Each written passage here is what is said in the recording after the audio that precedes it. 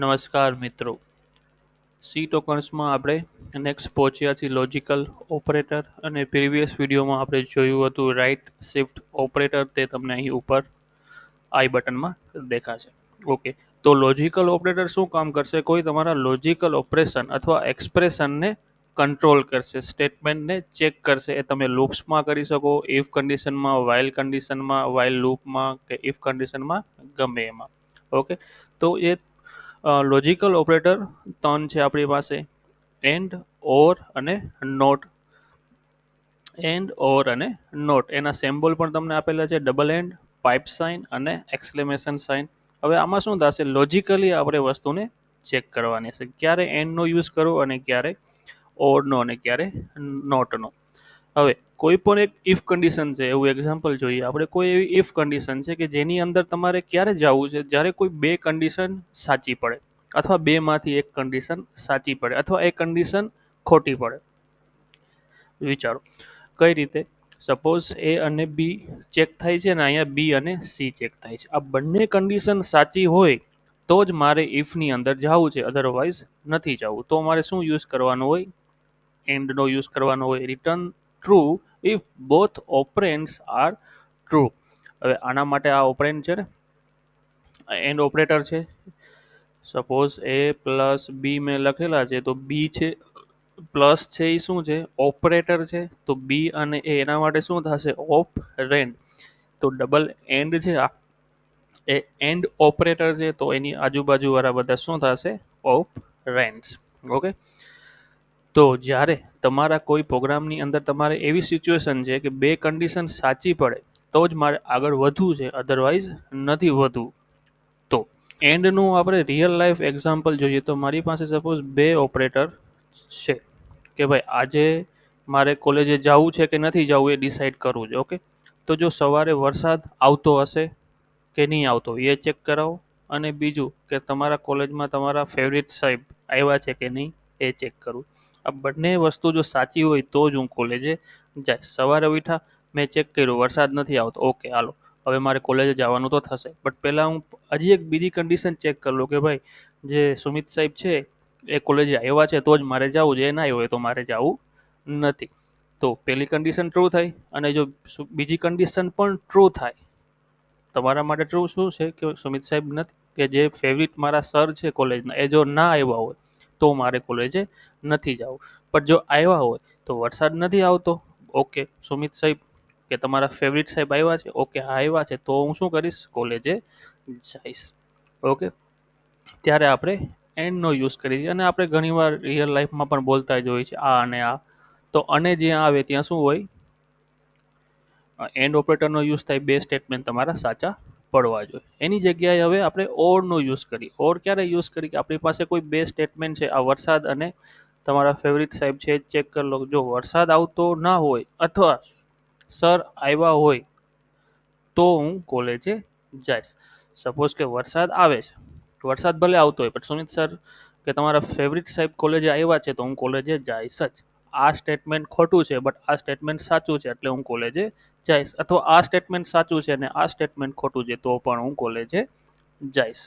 મતલબ આ બેમાંથી એક સ્ટેટમેન્ટ પણ જો સાચું પડ્યું તો મારે કોલેજે જવાનું જ છે. ડન. ત્યારે આપણે શું યુઝ કરીએ? આપણે ઓર ઓપરેટરનો. આપણે કહીએ ને ઓર એટલે અથવા આ હશે તો આ હશે. ઓર એટલે શું થાય? અથવા બેમાંથી એક, કોઈ પણ જે સાચું પડે તે. હવે પહેલી કન્ડિશન જ જો સાચી પડી જાય તો રેસ્ટ ઓફ કન્ડિશન કંઈ ચેક કરવાની જરૂર નથી. જો પહેલી કન્ડિશન ખોટી પડશે તો જ બીજી કન્ડિશન એ ચેક કરવા કમ્પાઇલર જશે, અને આમાં તો બધી કન્ડિશન ચેક તો થશે. નેક્સ્ટ છે આપણી પાસે નોટ ઓપરેટર. નોટ શું કરશે? Return true if the operand is false invert value. તમે યસ ચેક કરાવો છો તો શું થશે? નો આવશે. નો ચેક કરાવો તો શું આવશે? યસ આવશે. મતલબ હું ક્લાસમાં બેઠો છું અને અટેન્ડન્સ લઉં છું સપોઝ. તો એક સ્ટુડન્ટ છે ફર્સ્ટ નંબરનો, એનું નામ છે સપોઝ અમિત. તો હું ક્લાસમાં કહું કે અમિત આજે કોલેજે નથી આવ્યો, તો તમે આન્સરમાં શું આપો? યસ કહો ને, હા સાહેબ આજે કોલેજમાં એ નથી આવ્યો. બટ આન્સર પોઝિટિવમાં આવ્યો. ભલે આવ્યો નથી એ નેગેટિવ વસ્તુ છે, બટ આવ્યું કેમાં આન્સર? પોઝિટિવમાં. બરાબર. સેમ એ જ રીતે જો અમિત ક્લાસમાં હોય તો હું કહું, એવો ક્વેશ્ચન પૂછો ક્લાસમાં કે અમિત ક્લાસમાં નથી આવ્યો, તો અમિત શું બોલશે, ના સાહેબ હું તો આવ્યો છું, તો એ આન્સર નેગેટિવમાં આવ્યો. તો આ રીતે નોટ ઓપરેટરનો તમે યુઝ કરશો. તો ચાલો આપણે ફટાફટ એનું કોડિંગ પણ જોઈ લઈએ કઈ રીતે આપણે કરશું. મેં ઓલરેડી અહીંયા લખેલું છે. ફર્સ્ટ છે આપણી પાસે લોજિકલ એન્ડ. હવે જો એની અંદર 5 છે, બી વેરિયેબલની અંદર 10 છે અને સીની અંદર 0 છે. તો ઇફ કન્ડિશનની અંદર હું પહેલાં ચેક કરાવું છું એ ગ્રેટર દેન 0. ઓકે, હવે તમે અહીંયા પહોંચ્યા હોય, સપોઝ તમને ઇફ કન્ડિશન નથી ખબર, તો ડિસ્ક્રિપ્શનમાં અથવા ફ્યુચરમાં આપણે ઇફ કન્ડિશનનો પણ વિડીયો આવશે. અત્યારે તમે એટલું સમજો કે અહીંયા કંઈક ચેક થાય છે. A greater than 0 and B greater than 0. તો એની અંદર કેટલા છે 5 અને બીની અંદર 10.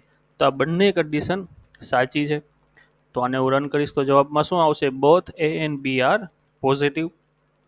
આવી ગયું, both A and B are positive આવે છે. ઓકે, હવે એને હું 0 કરી નાખું તો આન્સર કંઈ આઉટપુટમાં કંઈ આવશે જ નહીં, કેમ કે આપણે એલ્સ પાર્ટમાં કંઈ રાખેલ જ નથી.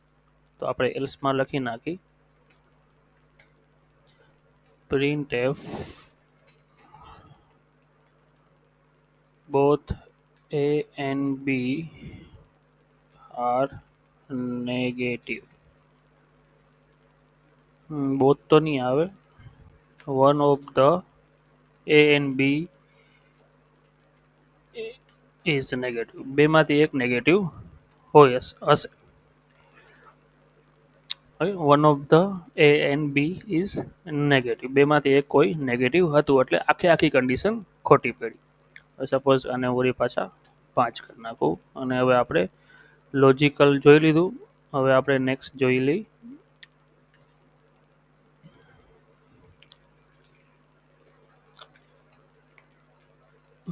આપણે લોજિકલ ઓર ઓપરેટર જોઈ લઈ.